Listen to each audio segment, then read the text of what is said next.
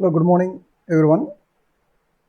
My name is Radhakrishna, lecturer in physics, B.V. Raj College, Vishnupur, Bhimavaram. I am very thankful to our management, principal, vice principal, MCA principal, and our HOD and our department members to encourage to make this video. I am very grateful to them. Now, in this video, I would like to explain first BSc first semester paper 1 mechanics first unit. There are 5 units in this semester. The first unit is vector analysis. In physics, we have large number of physical quantities like distance, displacement, speed, velocity, acceleration, force, momentum, work, power, energy, time, mass, etc. For our convenience, these quantities can be classified into two types, scalars and vectors. First, scalars. Scalar means a physical quantity having only magnitude but no direction. Example, distance, speed, work, power, time, mass, etc. Next, vectors. A physical quantity having both direction and magnitude. The quantity is called vector quantity. Examples, displacement, velocity, acceleration, force, momentum, etc. Now, there are two types of fields we can describe in vector analysis. They are scalar field and vector field. Scalar field means if a scalar physical quantity is assigned to each point in space, then we have a scalar field in that region of space. The scalar field in 3 dimensions can be represented by a scalar point function phi of xyz. Examples, consider a solid block of material whose phases are maintained at different temperatures. Now, the temperature of the body will vary from point to point. That is, temperature will be a function of position coordinates xyz in rectangular coordinate system. Hence, temperature is a scalar field. Another example is density. The density at any point inside a body occupying given region is a scalar field. Another example of scalar field is electric potential. The electric potential is different at different points in electric field. Hence, electric potential is a scalar field. Now, the second type of field is vector field. When a vector physical quantity is expressed from point to point in the region of space by a continuous vector function a bar of xyz, the region is called a vector field. That means in the region of space, every point is represented by a vector function. The vector function is changing from point to point in both magnitude and direction. Examples of vector field, gravitational field, electric field, magnetic field, etc. Another examples are, consider a body which is rotating about an axis. The velocity of the body is different at different points. That is, the velocity is a function of position of the point. Hence, velocity is a vector field. Heat flow is also a vector field. This can be explained as, consider the heat flow through a block of material whose phases are maintained at different temperatures. There will be a flow of heat from hotter part of the block to the colder part. Then the heat will be flowing in different directions in different parts of the block. Thus, heat flow is a vector field.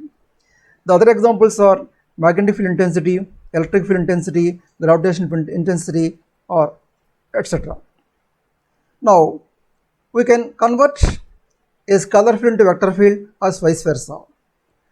First of all, we can convert scalar field into vector field by using an operator called gradient. Gradient means the gradient is a differential operator by means of which we can associate a vector field with a scalar field. Let phi of xyz be a scalar function of position of scalar point of coordinates xyz.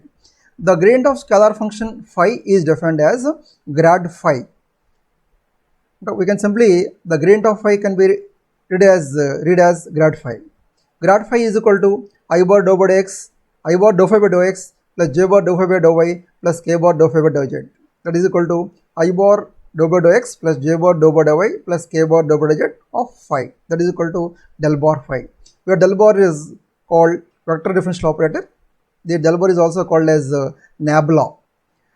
Now del bar phi is a vector field, but phi is a scalar field. In this way, we can convert scalar field into vector field by using the mathematical operator del bar. The example of gradient of scalar field is the intensity of electric field E bar is the gradient of potential V with a negative sign. That means the electric field intensity E bar is equal to minus grad V, that is equal to minus del bar V.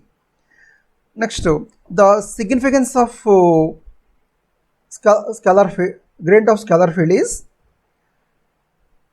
suppose that if we take gradient of a scalar field S, then the gradient of scalar field S is a vector whose magnitude at any point is equal to the maximum rate of increase of S at that point, and whose direction is along the normal to the surface at that point. This gives the physical significance of gradient of the scalar field. Now we can convert a vector field into scalar field by using mathematical operation divergence. The scalar dot product of vector operator del bar with a vector a bar is called divergence of a bar. The divergence of vector field at any point is defined as the amount of flux per unit volume diverging from that point. The divergence is a scalar quantity. Mathematically, divergence of vector field can be expressed as the dot product of vector operator del bar and vector field a bar.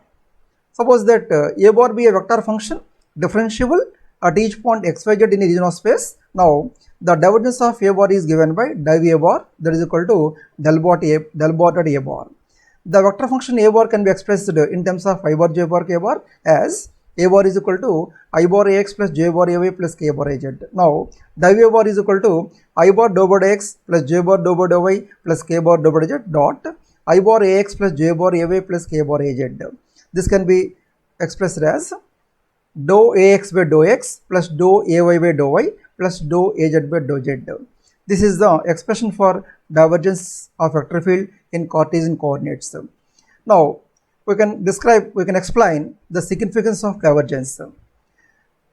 The physical significance of divergence of vector field is that at a point it gives the amount of flux per unit volume diverging from that point. For example, if V bar represents the velocity of a fluid, then div a bar gives the rate of flow of the fluid at that point per unit volume. If div a bar is positive at that point, then either the fluid is undergoing expansion or the point itself is a source of fluid. That means the density of the fluid falling. If div a bar is negative at that point, then either the fluid is undergoing contraction or the point serves as a sink. That means the density of the liquid rising. If div a bar is 0, the fluid entering and leaving the element is the same. That is, there is no change in the density of the fluid, or the fluid is incompressible. The vector satisfying this condition is called solenoidal. That means if div a bar is 0, then the vector a bar is called solenoidal vector. Now I would like to explain curly a bar. For the definition of curly a bar, we can explain the line rule of vector field. Line rule of vector field means the integration of vector along a curve. Now curl of vector field means the curl of vector field is defined as the maximum line integral of vector per unit area. It is essentially a vector quantity. The direction is normal to the area enclosed by the curve. If a bar is a vector function differentiable at each point xyz in the region of space, then curl of a bar can be expressed as the cross product or vector product of vector operator del bar and vector field a bar. Now curl a bar is equal to del bar cross a bar. This can be expressed in terms of determinant of the quantities I bar, j bar, k bar, dou by x, dou by dou y, dou z, ax, ay, az. That means curl a bar is equal to determinant of I bar, J bar, K bar, dou by dx, dou by dou y, dou by dou z, Ax, Ay, Az. This is the expression for curl A bar in Cartesian coordinates. Now, we can explain the physical significance of curl of vector field.